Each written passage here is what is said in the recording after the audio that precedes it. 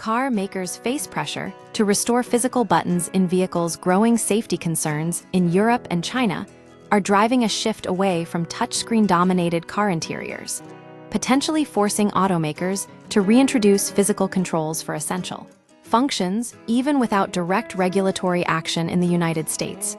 This change isn't about preference, but about safety ratings and market access.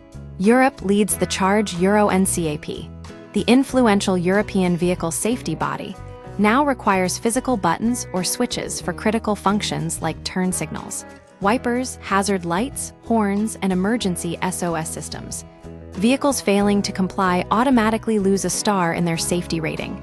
This isn't a suggestion, it's a hard rule. Automakers have a 3-year window to adjust if they want to maintain top scores. While Euro NCAP isn't a regulator, its ratings heavily influence consumer choices and manufacturer priorities. China follows suit. China is taking an even stronger stance, considering rules mandating physical buttons at least 10x10 for core functions. This includes turn signals, emergency calling, and gear selection. The goal: to minimize driver distraction and ensure basic controls are accessible without menu diving.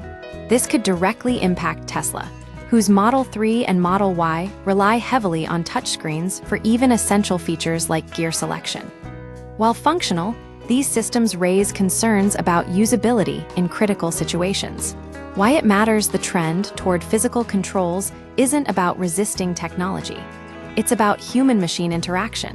Studies show that drivers take their eyes off the road longer when manipulating touchscreens than when using physical buttons. This increased cognitive load raises crash risks. The EU's voluntary guidelines are not working because current touchscreens and infotainment systems are distracting and unsafe, says Frank Muzzi of the European Transport Safety Council. Euro NCAP requiring physical controls for some functions is a welcome step in the right direction.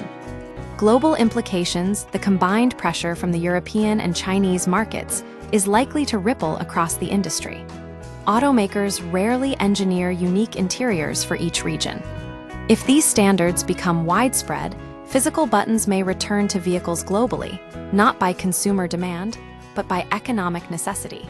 The shift highlights a growing recognition that safety must outweigh design trends in vehicle development.